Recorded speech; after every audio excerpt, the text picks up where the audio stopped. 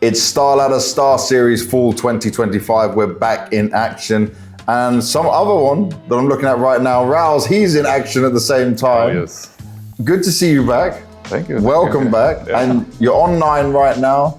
There's a lot going on with this team. But before I get into that, I need to get into you. Because we look at this, you were playing the first major back in 2013. It was N faculty at the time. Yeah. You took part with Karrigan, Glaive, Pimp, Cajun B. Yes. You had your time on 3D Max after as well. But then, like, you played on some Danish teams or some lesser known teams. But it's almost like you vanished. And then you came back in a few, like 4 or 5 years later. And you kind of went in and out. So explain this to some of us who would still remember and know you from these times, man. I mean, back in the days, there wasn't like these huge amount of money, and you didn't really know what was next, and it was just not like. For me, the opportunity wasn't there, like to think, okay, there's actually I can actually live from this, and I can actually go deep into like having a great time from this. But I chose to stop after the second major, 2014, just to. Go with the high school, go with the parties, just the in real life stuff, you know. Be the normal. Be the normal teenager, guy. Exactly. young man of that age. And then I stopped for some years. I went back. I couldn't really leave CS because I knew like I had the talent, and I felt there was something going with the game, right? And I also saw like how it progressed, and I saw the growth in like. Okay, you could actually earn money from this, right? And there was like the professional life in the game also was that was a dream back then, and I was like, of course, a bit sad that I actually chose to stop. But then I went to the military for military. A small amount of a little year. I went to like you can do this in Denmark where you go to protect the queen. A Malienborg, if you know that. But that's like where. That's with the full outfit, right? I've seen them standing with there. the big hat also. I was in there for 4 months, and then before that I was like out training in the woods and stuff like that. Well, you're a big enough guy to do this, so this makes sense, right? You got the Danish genes of muscles and everything else in there. Okay, so you then made a decision to try and come back to CS. How hard was that for you personally, where like, if we look at the players you were playing with, to then come back and you're more mixed teams and stuff, you obviously didn't give up, you're here now, you're sat in front of me. Exactly. But just talk to me about the difficulties of this period. I mean, it was just a weird period, to be honest, because like I knew I played with these guys, and I actually felt like I could still compete with the guys, but it was just like the opportunity was not there to actually get in to the same spot, because of course they had the teams and stuff like this, and I was not like you can really fast be forgotten in the CS scene, you know. Like after I was out for like what was this, a year, I was pretty much forgotten, but then I came back to the scene and they saw me again, and I actually got an offer from. I played with Hunden and back in the days also when he was a player, and then I went to the military, and I was like, it was so in out. Yeah, it was so weird for me because at some point in my life I felt like it was a good idea to keep playing, but then I also like there was some strings pulling me from outside of the game also. But now I'm here. I have an education also. I took a Bachelor in 2021. Oh wow, so you finished all your studies at the same time? Exactly, while I played with Lyngby Vikings actually. Okay! And then after I got done with that, I got my first pro team in Sprout.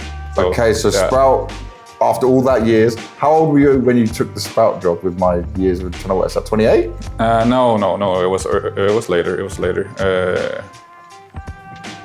But when was it actually? I have such a long career, but I stopped studying in 2021, and I must have been around there.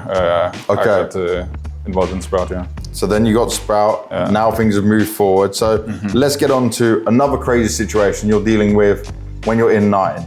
Because we have to talk about the fact that you qualify with Fuszey. He was your best player during the qualifier. He wanted to be on the team. Did you know that he could be recalled? Did you know this was a possibility?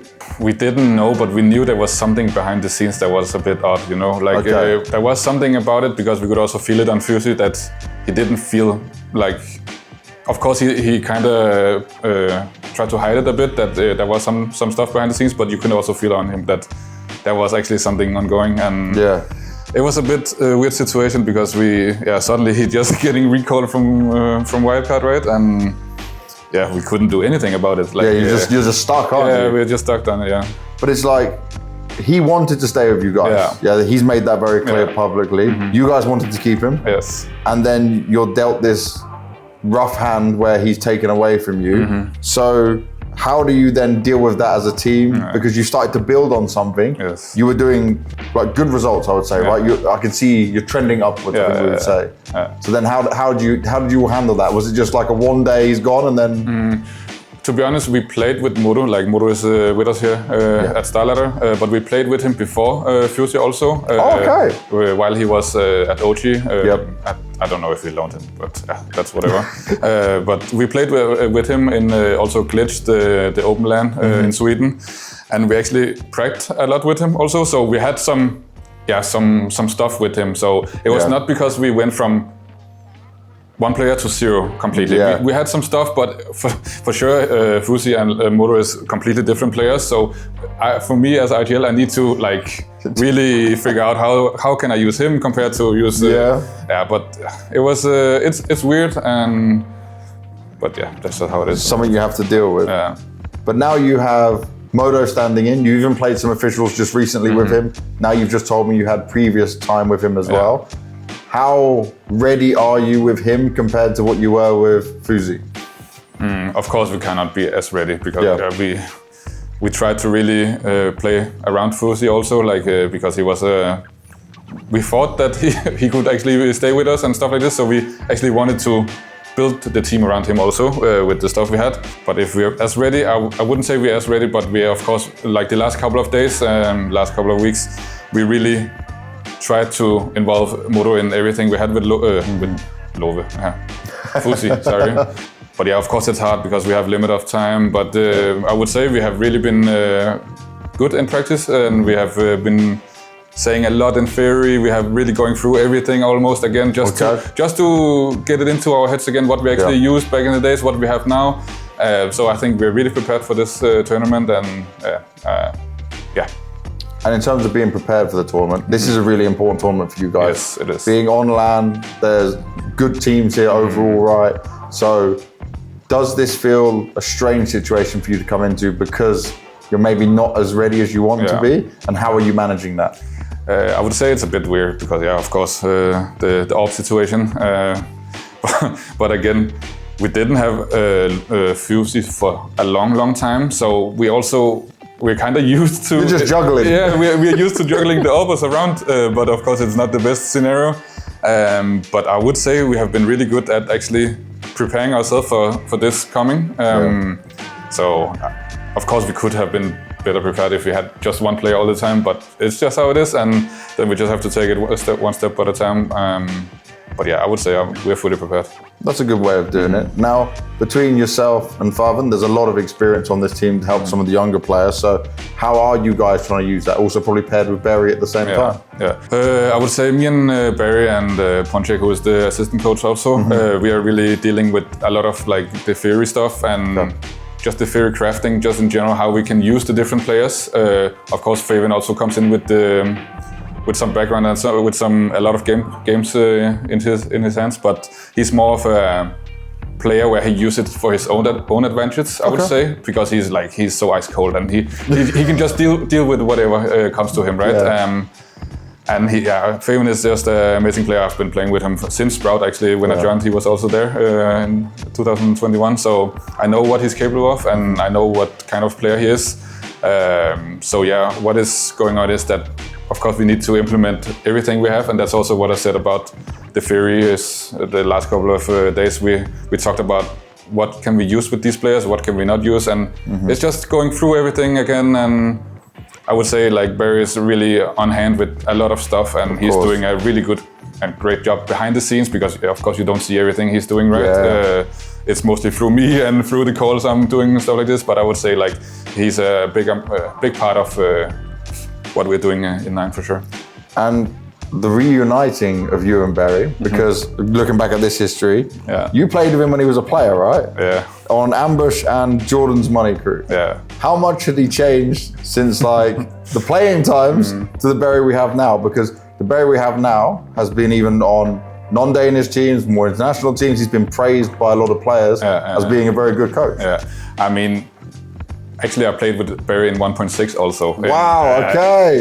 Back in the days we were at Raalz, also in Bucharest with Annexis back in the days. Wow. I was a young gun back then, so he actually picked me up back in the days. Oh, perfect. It was it's a bit weird everything, but I would say he's still the same guy, to be honest. Like he was also really strategic.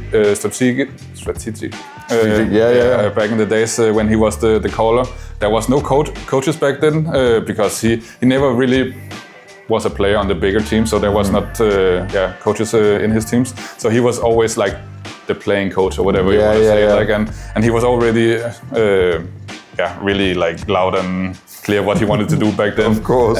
So it was just normal transition for him, and it was me bringing him into the coach. Like I asked him in Sprout also if he wanted to be coached when he was a player, right? So we have some history, let me say it like that.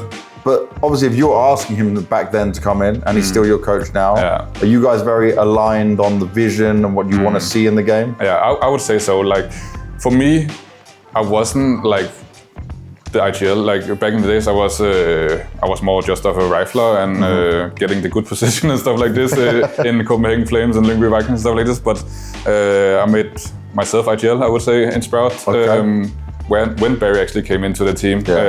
So I would say like he's learning me some stuff, and like I'm taking everything in, and I mean, he has made me the IGL I am, to be honest, right? Because he's been my coach ever since almost. Like there's been some times where he wasn't there. But yeah, I would say we are really good aligned, and we have known each other for so long, so it's pretty good, yeah. That sounds like a good relationship to have with him. Yeah. All right, well, it's very good to have you back. I'm looking forward to seeing the team in action, but I've got to ask, this is the last question. How big of a gap do you feel there is between a team like you currently and Na'Vi? To be honest, I don't see the gap is too big. Like I think the VRS system is just so off to right now, and of course there is some gaps between the tier 1 teams and tier 2, 3, but like if actually the tier 1 teams had to play against us down here, I would say like for sure there would be some games that would go our way, and of course there's a gap. They have been on the scene, have been in the tier 1 for a longer time, and they have some more experience and stuff like this. But in general, like from player to player, I don't see like the gap is too big anymore, and I could easily see that if everything became like full open circle, we could easily be a team like Na'Vi. To be honest, like I have for sure the confidence to say that, and I think really like it shows in how we're just playing right now, and hopefully we can also show that against them when we play them. I look forward to seeing it, man. Thank you for all your time, and good luck in the game. Thank you, sir.